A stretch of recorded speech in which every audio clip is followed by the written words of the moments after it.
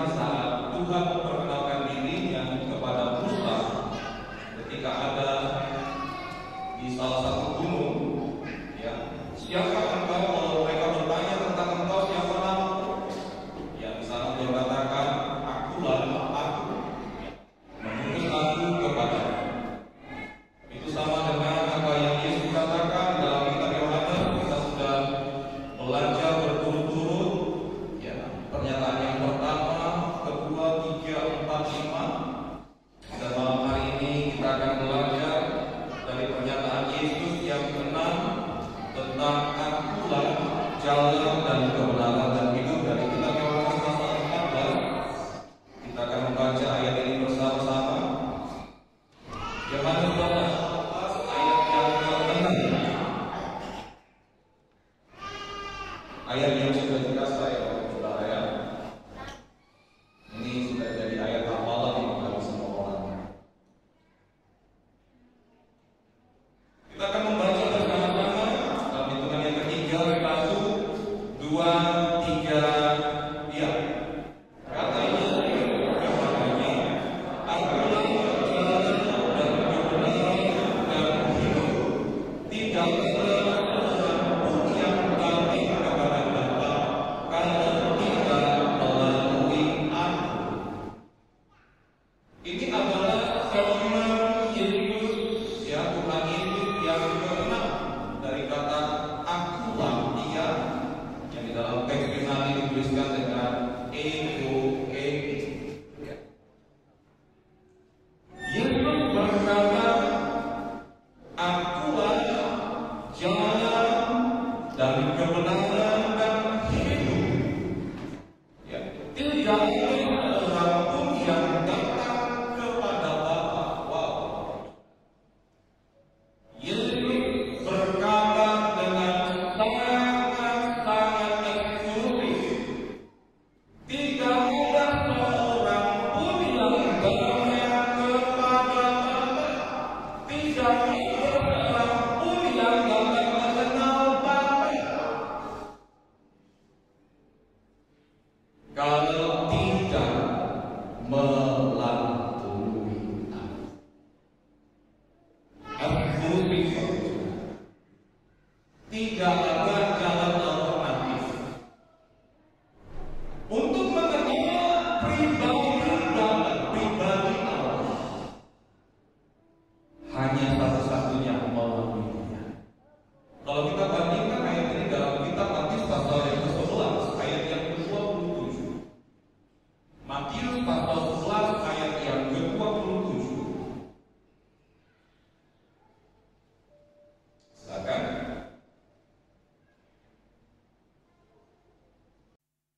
Tolong dibantu mic-nya.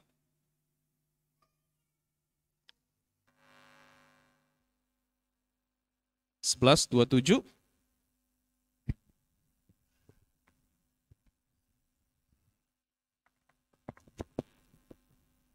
Demikian firman Tuhan.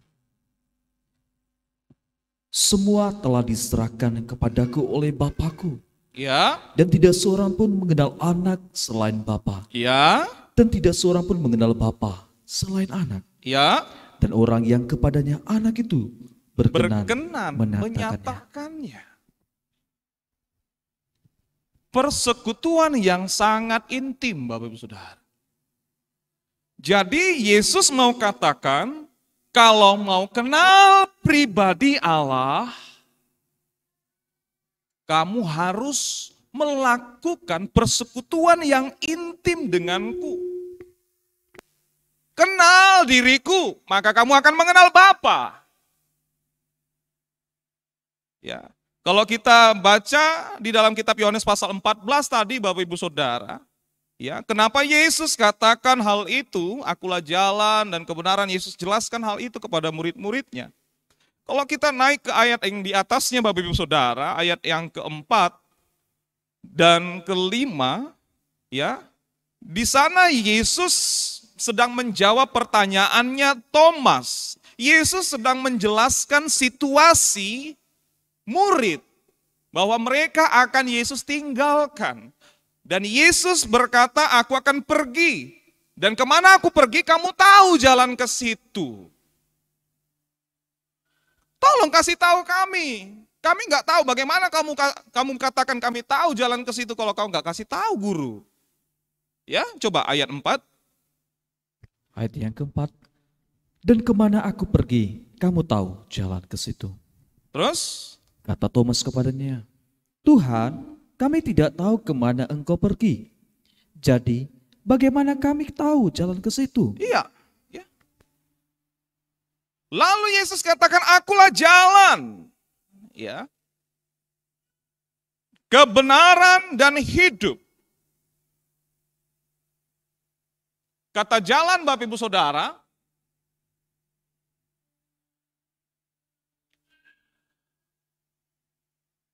kata jalan di sana dituliskan dengan kata hodos. Ya. Jalan ya secara harfiah ya berbicara jalan yang dilalui orang, bisa juga berbicara dalam bentuk kiasan Bapak Ibu Saudara. Ya, arah ataupun cara, macam, sikap, gaya hidup. Ini hodos. Yesus perkenalkan dirinya.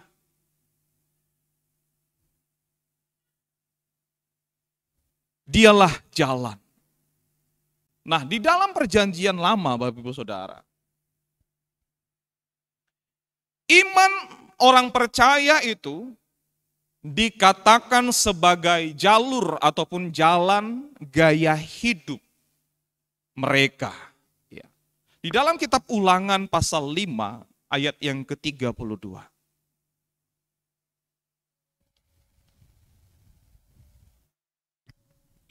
Ulangan pasal 5 ayat yang ke-30. Ulangan 5, 32 sampai yang ke-33. Firman Tuhan, maka lakukanlah semuanya itu dengan setia, seperti yang diperintahkan kepadamu oleh Tuhan Allahmu. Janganlah menyimpang ke kanan atau ke kiri. Iya. Segenap jalan yang diperintahkan kepadamu oleh Tuhan Allahmu haruslah kamu jalani, supaya kamu hidup dan baik keadaanmu serta lanjut umurmu di negeri yang akan kamu duduki. Iya. Segenap jalan yang diperintahkan kepadamu oleh Tuhan haruslah kau jalani. Cara hidupnya, gaya hidupnya, sikap hidupnya, macam-macam bagaimana diatur Bapak Ibu Saudara. Sebab orang Israel itu telah 430 tahun diperbudak dan mereka sungguh-sungguh tidak lagi memiliki cara hidup yang bagaimana diwarisi dari nenek moyang mereka, dari Abraham, Ishak dan Yakub, sudah dilupakan Bapak Saudara. Hidup mereka diperbudak di Mesir, sudah lupa. Jadi diajarkan kembali ketika dikeluarkan dari Mesir, diajarkan kembali bagaimana tatanan hidup mereka. Tuhan ajarkan lewat ke-10 hukumnya dan peraturan-peraturan lainnya Bapak Saudara. Ya. Harus dijalani. Segala jalan ya yang kuperintahkan kepadamu harus dijalani, jangan menyimpang ke kanan ke kiri. Ya ini tidak boleh diartikan secara harfiah Bapak Saudara. Menyimpang ke kanan ke kiri itu artinya neka-neko Bapak Saudara. Tawar-menawar dengan kebenaran. Itu artinya ya. Coba kita buka lagi dalam kitab pasal yang ke-31, kitab yang sama, pasal 31, Ulangan. Ulangan 31 ayat yang ke-29.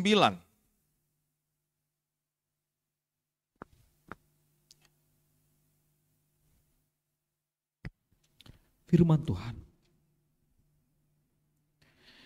sebab aku tahu bahwa sesudah aku mati, kamu akan berlaku sangat busuk dan akan menyimpang dari jalan yang telah kuperintahkan kepadamu. Sebab itu, di kemudian hari, malapetaka akan menimpa kamu apabila kamu berbuat yang jahat di mata Tuhan dan menimbulkan sakit hatinya dengan perbuatan tangan. Iya. Musa berkata kepada bangsa Israel sebelum dia mati, aku tahu kalau aku nanti sudah mati, kamu akan berlaku busuk. Sebab Musa sangat mengenal bagaimana karakter bangsa itu.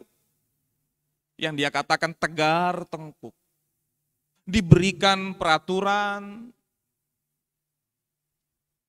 diabaikan. Berlaku busuk. Memberontak. Lalu diberikan lagi peraturan, memberontak. Diberikan peraturan, memberontak. Demikian seterusnya, Bapak. Itu sebabnya Musa mengingatkan, kalau aku nanti mati, aku tahu kau akan berlaku busuk. Tetapi Musa mengingatkan Bapak Ibu Saudara, ya, sebab itu di kemudian hari malapetaka akan menimpa kamu. Bagi bangsa Israel, umat perjanjian lama maksud saya, bangsa Israel, ketika mereka melanggar firman Tuhan, menyimpang ke kanan dan ke kiri, langsung nampak akibatnya Bapak Ibu Saudara. Tetapi bagi umat perjanjian baru, belum tentu.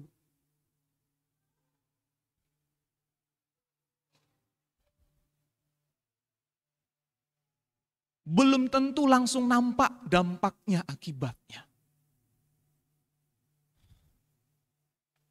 Kita harus waspada, Bapak Saudara. Kalau kita tidak sadar, kita sedang menyimpang dari jalannya Tuhan. Kalau kita tidak sadar, kita merasa aman, oh nggak ada masalah kok, Tuhan nggak hajar. Justru kita harus lebih hati-hati, Bapak Saudara.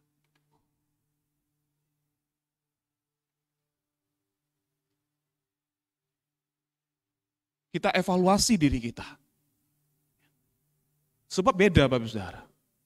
Umat perjanjian lama dengan umat perjanjian baru berbeda perlakuannya. Tatanan ibadahnya saja sudah beda. Benar nggak Bapak Saudara? Beda dong. Nggak sama lagi Bapak Ibu Saudara. Nanti kita lihat ya. Nanti di pelajaran ini, di poin yang ini ya. Kita lihat nanti tatanan ibadahnya saja sudah beda. Tetapi bukan berarti Tuhan tidak sayang sama kita. Justru kita harus lebih hati-hati lagi. Ada amin Bapak Saudara. Kita evaluasi diri kita. Ya.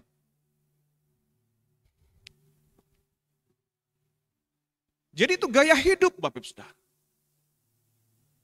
Jalan itu gaya hidup. Jalan yang Tuhan tunjukkan bagi bangsa Israel itu menjadi gaya hidupnya. Ya. Di dalam kitab Mazmur pasal 25,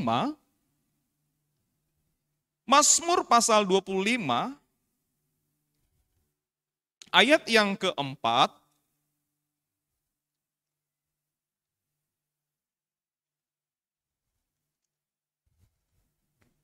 Mazmur 25 ayat yang keempat. Firman Tuhan, beritahukanlah jalan-jalanmu kepadaku, ya Tuhan. Tunjukkanlah itu kepadaku. Daud merindu supaya Tuhan tunjukkan jalan-jalannya kepadanya. Dan di dalam kitab Pemazmur juga, ya pasal yang ke-27, 2 kali Daud berkata di dalam ayat yang ke-11. Tunjukkanlah jalanmu kepadaku, ya Tuhan. Dan tuntunlah aku di jalan yang rata oleh sebab seteruku. Iya, di jalan yang rata itu maksudnya di jalan yang lurus, ya. Tuntun aku di jalan yang lurus oleh sebab seteruku. Kalau musuh banyak, kita perlu Bapak Ibu Saudara, Tuhan tuntun di jalannya yang lurus. Supaya kita jangan menyimpang ke kanan ke kiri. Itu sebabnya Daud merindu supaya Tuhan memberitahukan kepadanya jalan-jalannya. Jalan-jalannya itu adalah ya pikiran, kehendaknya, perasaannya Bapak Ibu Saudara.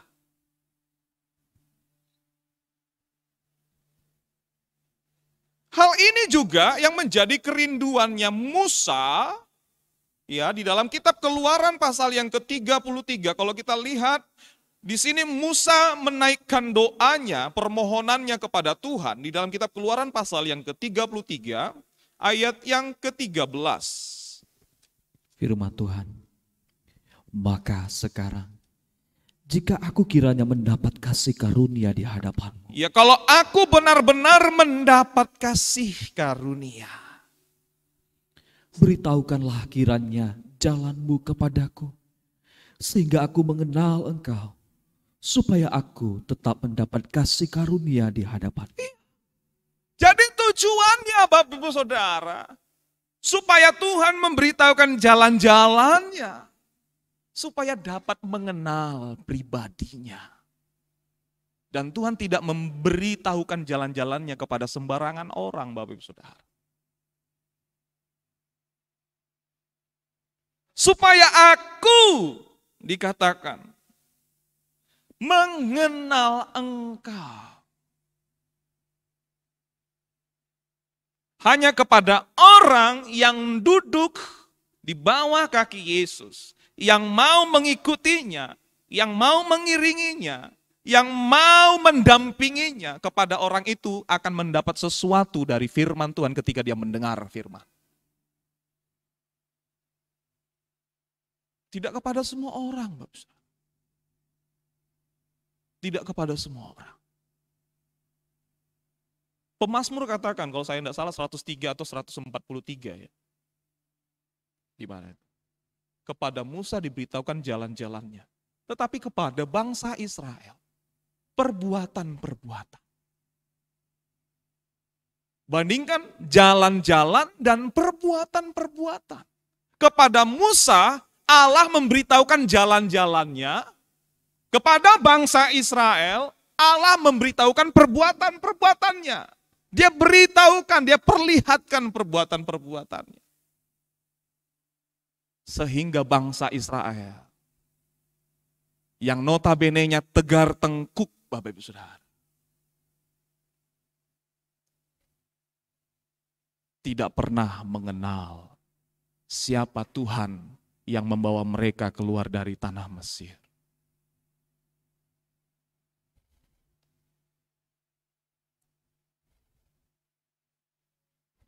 Betapa penting Bapak Ibu Saudara.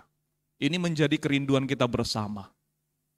Supaya Tuhan menunjukkan jalan-jalannya kepada kita. Amin. Jalan-jalannya itu adalah pribadinya.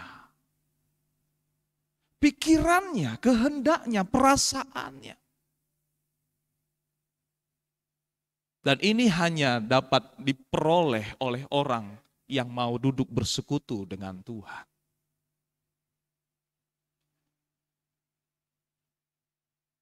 Orang yang duduk di bawah kaki Tuhan. Ya, dalam pelajaran kita sebelumnya. Yang mau mengikuti dia, benar-benar mau mendampingi dia. Mengiringi dia. Sebab Tuhan tahu semua pribadi kita, Bapak Saudara. Dia tahu kelicikan hatimu dan kelicikan hatiku, Bapak Saudara. Hati kita ini semua licik. Itu sebabnya betapa penting kita harus menyunat hati kita. Itu sebabnya Paulus katakan, sunat hati. Itu yang terpenting. Supaya menjadi milik Kristus. Karena hati kita ini licik. Gak mau tetap dia, Bapak Saudara. Gak mau tetap dia ingin mengenal Tuhan. Karena sudah terbiasa dengan natur dosa, natur daging. Ingin menikmati kenyamanan, kenikmatan daging, kenikmatan dunia, itu yang diinginkan. Itu sebabnya kita perlu selalu menyunat hati kita. Karena dia begitu licik. Begitu licik.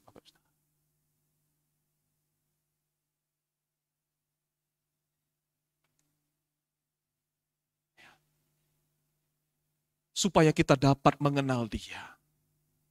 beritahukanlah jalan-jalanmu kepadaku. Kalau aku mendapat kasih karuniamu, Musa kata, beritahukan jalan-jalanmu. Beritahukan jalan-jalan.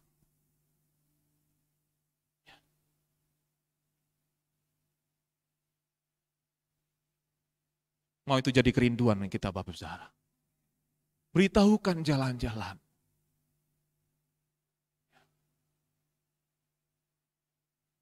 Bukan berarti nggak perlu memohon, meminta sama Tuhan. Memohon pertolongan Tuhan. Saya percaya Bapak Saudara. Ya Tuhan katakan kamu saja Bapak yang jahat tahu memberi yang baik bagi anak-anakmu. Masakan Bapak di surga tidak tahu memberikan yang terbaik bagi anak-anaknya. Tetapi adakah kita mau meminta supaya Tuhan menunjukkan, memberitahukan jalan-jalannya sama kita? Bukan hanya perbuatan-perbuatannya.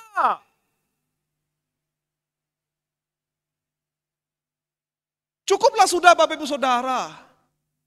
Ya. Mari kita semakin mau bertumbuh dewasa, tidak hanya kita ingin melihat perbuatan-perbuatannya Tuhan. Tapi terlebih lagi kita mau mengenal pribadinya.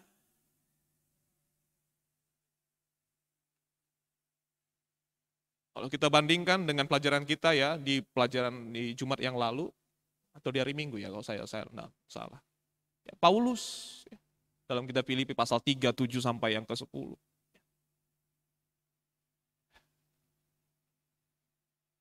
Wah, kalau kita pikir-pikir Bapak Ibu Saudara, statementnya Paulus, yang kukehendaki mengenal Dia dalam kuasa kebangkitannya, dalam persekutuan dengan penderitaannya. Waduh, ini orang yang kalau orang dunia bilang ini orang yang sakit jiwa Bapak Saudara. Enggak banyak orang yang mau Bapak Saudara. Saya enggak tahu pun, entah saya pun juga Bapak Saudara hanya cuma ngomong Bapak Saudara. Enggak banyak orang yang mau Bapak Saudara mengenal Tuhan di dalam penderitaannya. Kita bisa lihat dari hidup-hidup kita, sikap-sikap hidup kita setiap hari. Bagaimana kita menyangkal diri kita, adakah kita menyangkal keinginan kita, memikul salib kita. Saya masih sering gagal Bapak Saudara. Itu sebabnya saya menangis Bapak Saudara. Saya malu terhadap diri saya. Masih banyak gagal.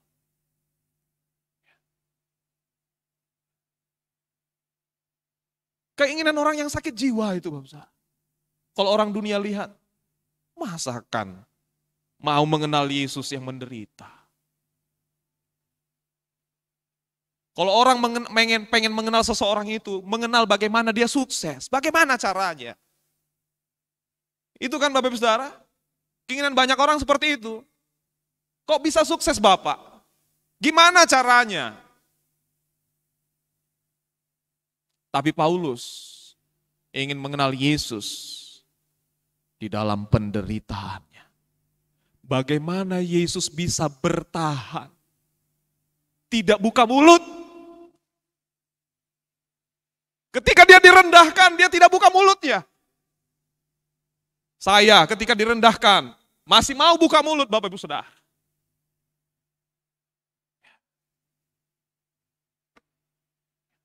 Ini kan bisa kita lihat dari sikap-sikap hidup kita setiap hari.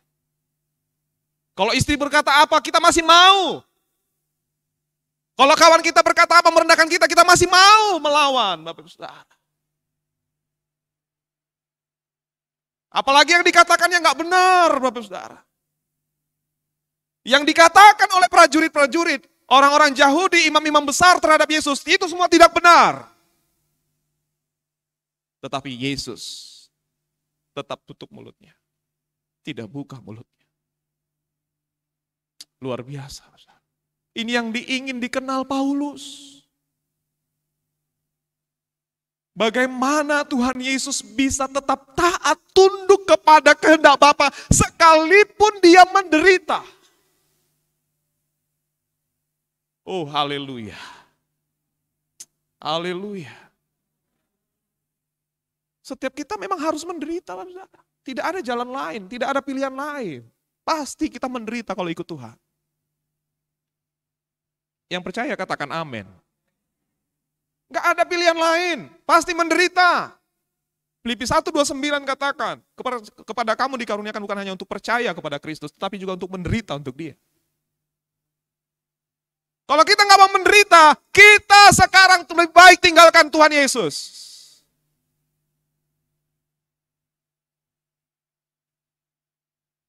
Hidup bebas, Bapak Saudara, senangkan dagingmu.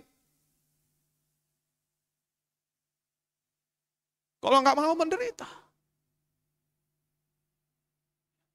Saya lihat kehadiran kita di PA semakin lama semakin menyurut ya. Menyurut lagi ya. Padahal dengar firman nggak lebih dari 1 jam, Bapak Saudara. Gimana kita ini kadang saya lihat. Mari kita ingatkan sesama teman-teman kita, Bapak Saudara. Ada amin, Bapak Saudara. Ya, ingatkan teman-teman kita. Duduk hanya kurang lebih 2 jam. Memuji Tuhan, dengar firman. Nggak sanggup. Nggak tahu pantatnya panas atau gimana itu, Bapak Saudara. Nggak sanggup. Nggak tahu ya.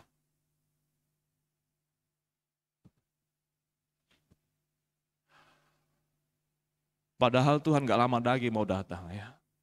Persiapan apa yang kita buat menanti kedatangannya? Persiapan apa, Bapak Saudara? Tunjukkanlah jalanmu supaya aku mengenal. Supaya bisa mengenal. Itu tujuannya, Bapak Saudara.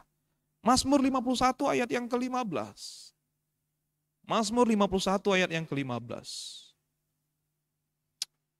Oh, haleluya.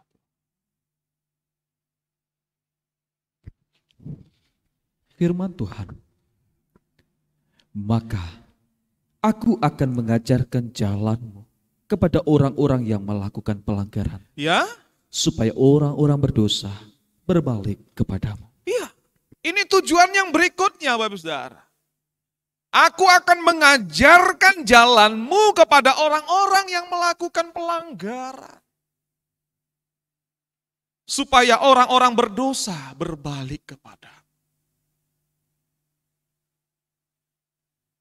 Tujuan supaya kita, Tuhan mempertunjukkan, memberitahukan jalan-jalannya sama kita supaya kita bisa mengajarkan jalannya sama orang. Supaya orang juga yang bersalah, yang pernah berbuat seperti kita, berbalik sama Tuhan. Ini tujuannya, Bapak Saudara. Yang berikutnya 86 pasal kitab yang sama, pasal yang ke-86, ayat yang ke-11.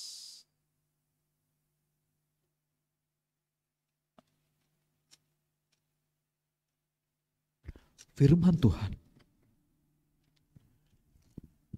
tunjukkanlah kepadaku jalan-Mu ya Tuhan, supaya aku hidup menurut kebenaran-Mu. Bulatkanlah hatiku untuk takut akan nama-Mu. Haleluya. Supaya aku hidup menurut kebenaran. Ini tujuannya. Bukan supaya kita makin pintar.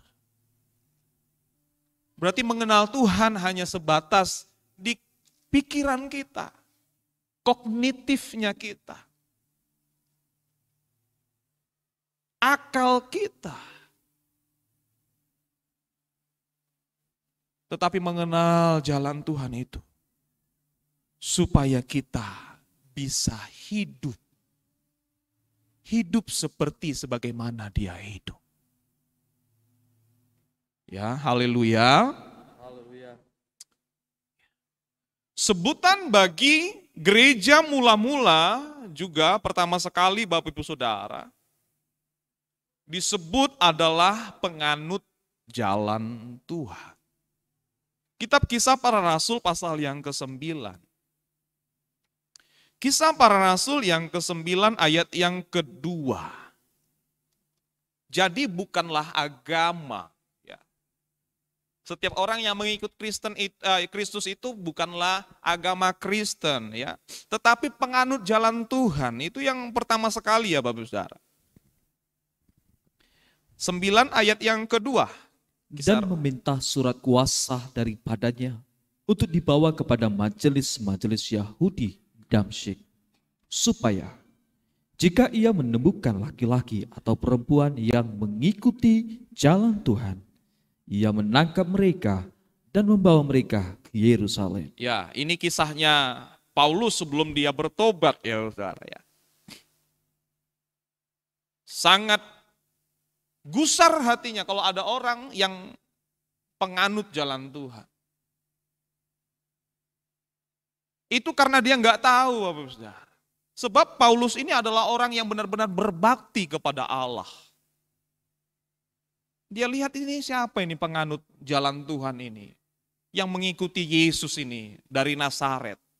Siapa ini? Orang sesat ini. Perlu dibasmi. Paulus itu bukan penjahat Bapak Saudara. Dia orang Farisi yang berbakti, benar-benar giat untuk Tuhan. Bukan jahat dia, cuman dia nggak tahu. Tapi ketika dalam perjumpaannya dengan Tuhan, wah, berbalik Bapak Saudara. 180 derajat. Ya. Penganut jalan Tuhan itu yang pertama sekali ya. Kisah 19 ayat yang ke-9 juga mengatakan demikian. Kisah 19 ayat yang ke-9.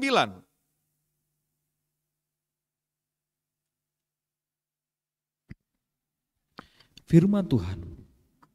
Tetapi ada beberapa orang yang tegar hatinya. Mereka tidak mau diyakinkan. Malahan mengumpat jalan Tuhan di depan orang banyak. Iya, ya, mengumpat jalan Tuhan. Ayat yang ke-23. Firman Tuhan. Kira-kira pada waktu itu timbullah huru-hara besar mengenai jalan Tuhan. Iya. Ada beberapa ayat lagi Bapak Ibu Saudara. Saya akan bacakan saja ya, pasal 24 ayat 14, pasal 24 ayat 14 dan ayat yang ke-22. Ya. Jadi dari ayat-ayat yang kita baca ini Bapak Ibu Saudara, maka ajaran itu ya menentukan jalur gaya hidup seseorang. Ajaran menentukan jalur ataupun jalan gaya hidupnya. Apa yang dia dengar, dia tangkap, itu mempengaruhi jalan hidupnya. Itu sebabnya setiap orang-orang yang menerima ajaran Yesus disebut penganut jalan Tuhan. Ya, kita juga yang menerima ajaran Yesus, penganut jalannya Tuhan. Sekalipun kita disebut nang naso maradati do, hamu enggak, kami pengikut jalan Tuhan. Bukan nang naso maradat kami, maradat do kami. Ada amin Bapak Saudara? Jangan kecewa lagi. So maradat. Nggak usah langsung bete-bete, Tom Ibu. Ya. Nggak usah gitu lagi ya. Biar saja. Ya. Karena kita penganut jalan Tuhan. Pasti menderita. Katakan amin. Pasti menderita. Kalau belum menderita mengikut jalan Tuhan, berarti jalannya menyimpang ke kanan ke kiri, Bapak Saudara. Menyimpang ke kanan ke kiri, tidak tunjukkan identitas yang sebenarnya. Kalau kita menunjukkan identitas kita yang sebenarnya, pasti kita menderita. Ya. Haleluya. Akulah jalan. Ya.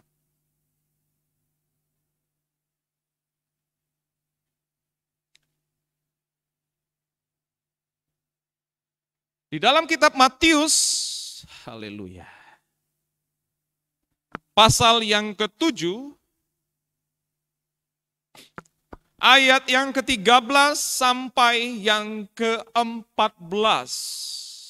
Di sini Yesus berbicara tentang panggilan untuk menjadi murid. Ya, Matius 7, 13 sampai 14. Firman Tuhan. Masuklah melalui pintu yang sesak itu, Ya, karena lebarlah pintu dan luaslah jalan yang menuju kepada kebinasaan, dan banyak orang yang masuk melaluinya. ya, kepada murid-muridnya diajak, masuklah melalui pintu yang sesak itu. Ya, ayat 14. Karena sesaklah pintu dan sempitlah jalan yang menuju kepada kehidupan, dan sedikit orang yang mendapatinya. Hanya sedikit orang yang mau masuk melalui pintu pertobatan sejati itu, Bapak Ibu Saudara. Hanya sedikit orang yang mau menyangkal diri untuk mengikut Tuhan Yesus dan bertekun sampai kepada kesudahannya. Hanya sedikit. Kenapa Yesus tidak katakan banyak, Bapak Saudara? Sedikitnya orang di jalan ini, Bapak Ibu Saudara, di jalan yang sempit ini, itu bukan karena jalan ini terlalu kecil, bukan. Tetapi karena orang lebih menyukai jalan yang lebih mudah. Itu naturnya daging manusia. Ingin menempuh jalan yang mudah, instan, cepat. Dunia sedang mengajarkan itu hari-hari ini, Bapak Saudara. Semua serba instan, serba cepat.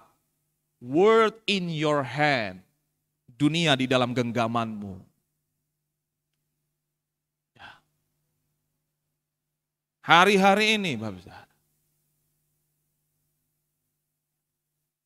Bukan berarti itu salah, kita tidak boleh menggunakannya, tidak bisa. Bukan itu maksud saya, Bapak Saudara. Tetapi naturnya kita, daging kita, manusia yang berdosa ini, yang kita perlu tanggalkan satu demi satu, Bapak Ibu Saudara,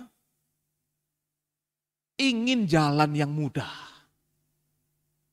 Itu sebabnya Yesus katakan sedikit orang yang mendapatinya. Bukan karena jalan itu kecil, bukan. Tetapi karena kebanyakan orang ingin jalan yang mudah. Kalau disebutkan prosesnya, dong cara alternatif. Gitu selalu, saudara. Nggak ada cara alternatifnya, Pak. Ya mungkin, inilah Pak, sikit. Ngerti ya Pak Saudara? Inilah Pak, sikit. Sikit tapi tebal.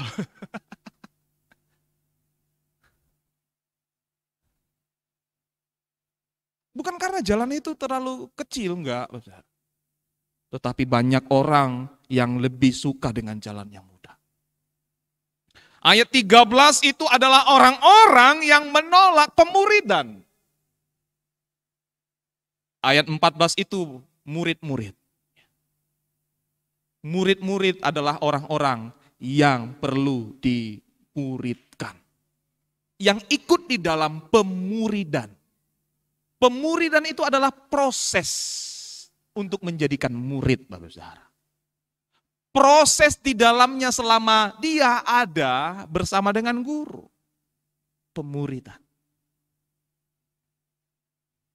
Hanya sedikit orang yang mau masuk. Kiranya dari yang sedikit itu kau dan aku ada di dalamnya. Amin. Kiranya dari yang sedikit itu yang Yesus katakan ini kita ada di dalamnya. Berjuang, saudara. Berjuang. Nggak bisa dipaksa-paksa, ayo. Nggak bisa, Bapak Saudara. Harus kesadaran kita sendiri-sendiri.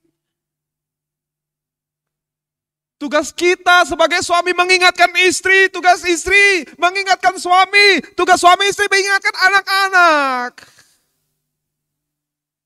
Haleluya. Nggak bisa.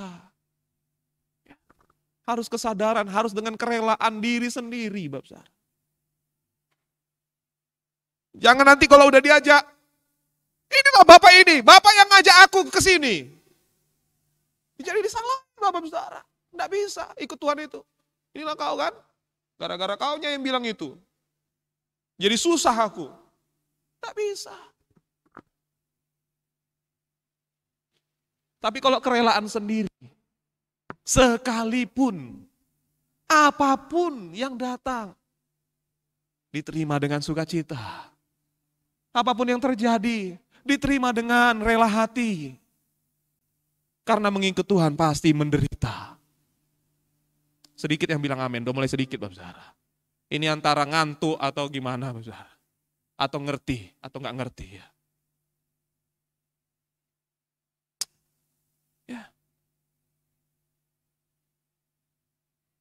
Sebagai kebenaran, ya Yesus katakan, akulah jalan dan kebenaran.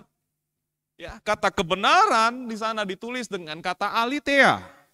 Apa yang benar? Ya, dengan jujur, dengan sesungguhnya. Ya. Sebagai kebenaran yang pertama, Bapak Ibu Saudara, bertolak belakang dengan gambaran dan bayang-bayang. Ya, ini kebenaran. Ya. Sebagai kebenaran itu artinya yang pertama bertolak belakang dengan gambaran dan bayang-bayang. Kristus adalah hakikat dari semua gambaran dalam perjanjian lama. Ada amin? Ya. Di dalam kitab Ibrani pasal 9 ayat yang ke-24, Ibrani pasal 9 ayat yang ke-24.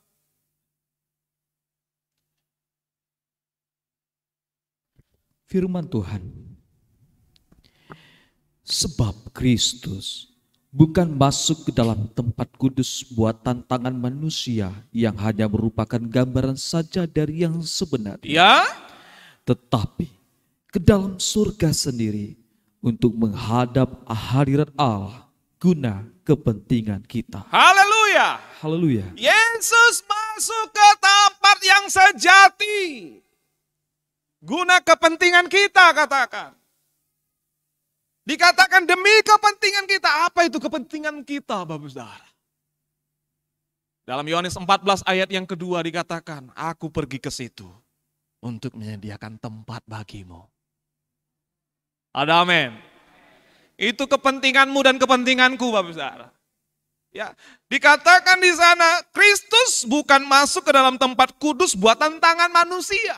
Yang di dalam perjanjian lama, ya, kemah itu adalah buatan manusia. Sampai kepada Yesus datang. Bait yang kedua, ya. Bait yang pertama itu yang disebut bait Allah yang dibangun oleh Raja Salomo. Bait Allah yang kedua itulah yang ada di zamannya Yesus. Yang Tuhan Yesus katakan, orang-orang Israel, orang-orang Yahudi bangga dengan bait itu. Ya kalau saya tidak salah 43 tahun ya dibangun ya. Rubuhkan ini. Dalam 3 hari, aku akan membangunnya kembali. Yesus tidak berbicara secara harafiah. Yang dimaksudkannya adalah dirinya yang diberikan bagi umat manusia. Sehingga umat manusia bisa menjadi baitnya Allah. Tidak lagi berdiam di dalam rumah buatan manusia, tangan manusia. Tetapi buatannya Allah, yakni surga. Ke dalam surga untuk menghadap hadirat Allah. Nah ini tadi yang saya katakan Bapak Saudara. Kalau di perjanjian lama, tatanannya buatan tangan manusia, ya, berbeda Bapak Saudara. Tatanan ibadahnya saja sudah berbeda. Dengan perjanjian baru. Kalau kita Bapak Saudara kita sudah belajar ya di beberapa minggu yang lalu. Tidak hanya seperti ini kita berbakti kepada Allah. Ada amin Bapak Saudara. Ini hanya salah satu. Tetapi seluruh hidup kita itu menunjukkan wujud bakti kita kepada Allah.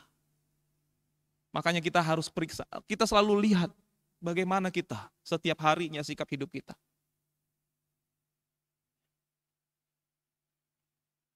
Keinginan kita. Ini wujud bakti diri kita kepada Allah.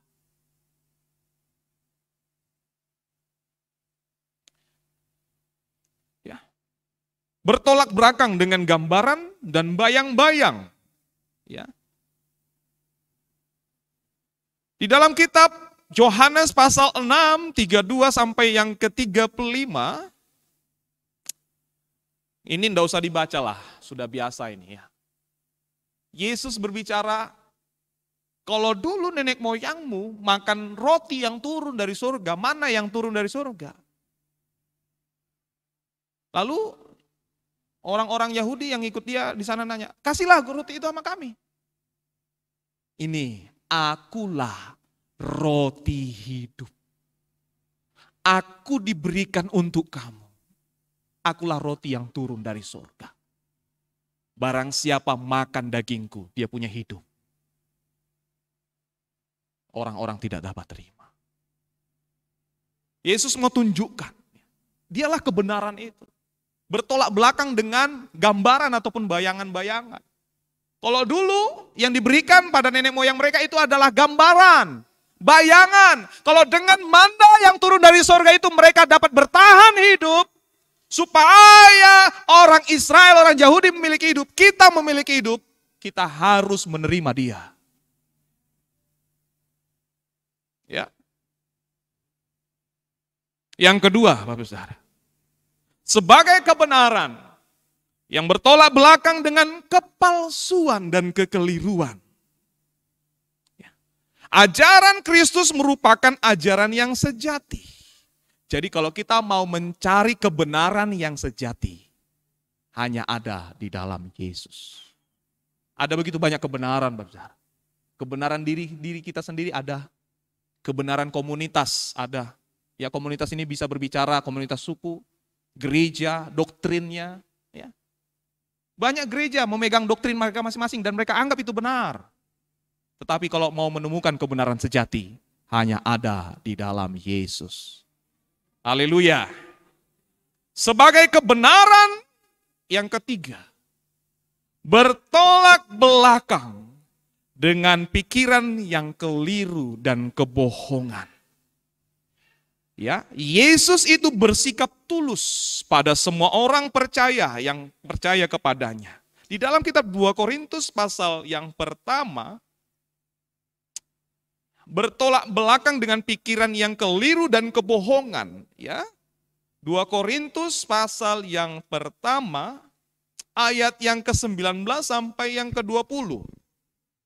Firman Tuhan, karena Yesus Kristus, anak Allah, yang telah kami beritakan di tengah-tengah kamu, Ya. yaitu olehku dan oleh Silwanus dan Timotius, bukanlah ya dan tidak, Ya. tetapi sebaliknya di dalam dia hanya ada ya. Sebab Kristus adalah ya bagi semua janji Allah. Ya. Itulah sebabnya oleh dia kita mengatakan amin untuk memuliakan Allah. Saya bantu baca versi bahasa Indonesia masa kini, Bapak Saudara, untuk mempermudah kita mengerti ayat ini. Ya, demikian dikatakan, sebab Yesus Kristus anak Allah yang diberitakan kepadamu oleh Silas, Timotius dan oleh saya sendiri bukanlah orang ya dan tidak. Ya. Sebaliknya ia merupakan jawaban ya dari Allah. Kristus itu adalah jawaban ya dari Bapa.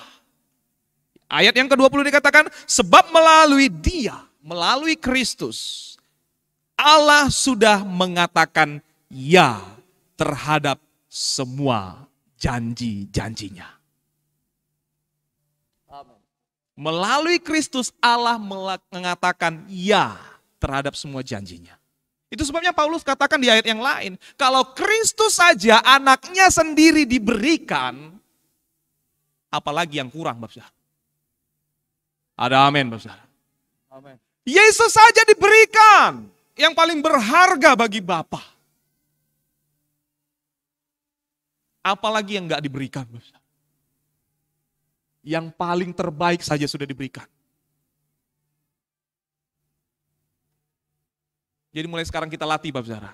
Gak usah khawatir dengan masalah hidup Bapak Saudara. Tapi pastikan kita harus memang bekerja.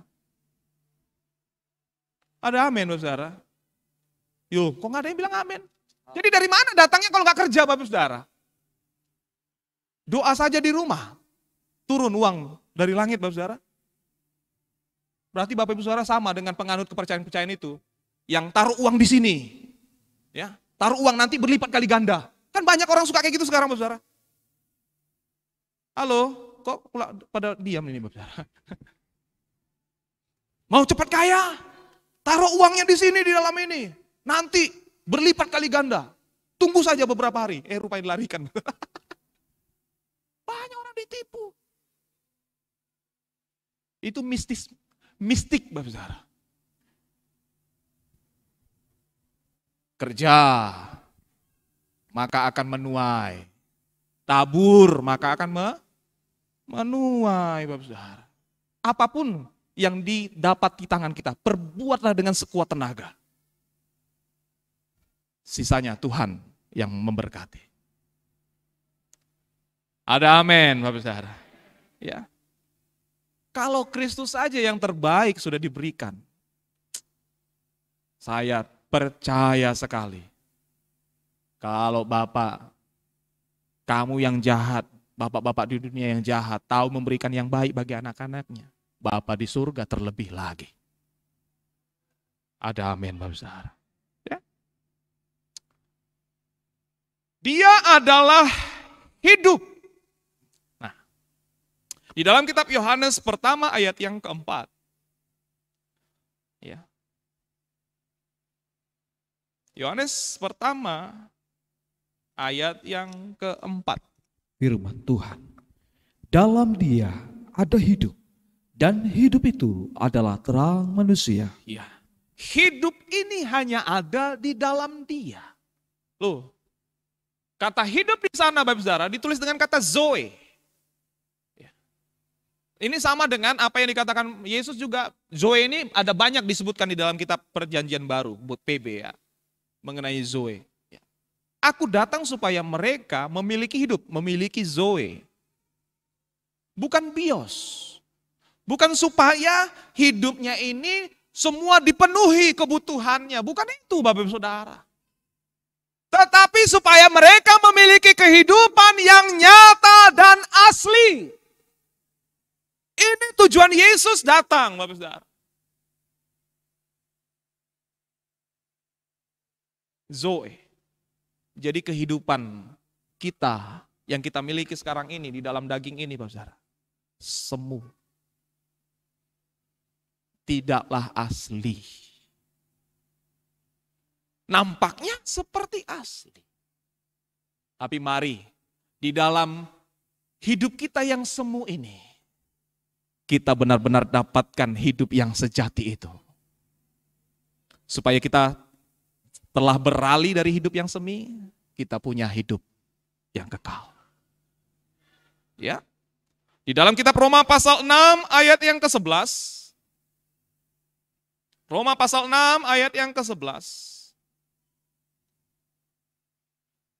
Firman Tuhan, demikianlah hendaknya kamu memandangnya, bahwa kamu telah mati bagi dosa, tetapi kamu hidup bagi Allah dalam Kristus Yesus. Ya, dari ayat ini Bapak Ibu Saudara dikatakan hidup bagi Allah bila kita hidup hanya di dalam dan melalui Yesus Kristus.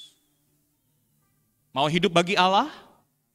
Hidup di dalam dan melalui Yesus Kristus, maka hidup kita adalah hidup bagi Allah. Ya.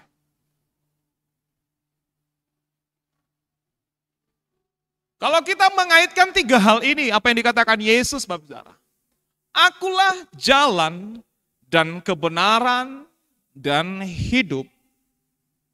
Maka Dia adalah awal, pertengahan, dan dia juga adalah akhirnya. Haleluya. Di dalam dia kita harus berangkat, melanjutkan perjalanan, dan mengakhiri ataupun menyelesaikan perjalanan itu. Di dalam dia kita berangkat, kita memulainya. Dan melanjutkan perjalanan juga tetap di dalam dia. Menyelesaikan perjalanan di dalam dia. Ya. Sebagai kebenaran, dia adalah penuntun kita. Ya. Sebagai hidup, dia adalah akhir ataupun ujung jalan itu. Ada amin. Yang dikatakan tadi di sana. Kalau tidak melalui aku, tidak ketemu dengan Bapa. Tidak bisa mengenal Bapa. Dia akhir dari jalan itu. Untuk mengenal Bapa dengan sempurna. Puji Tuhan.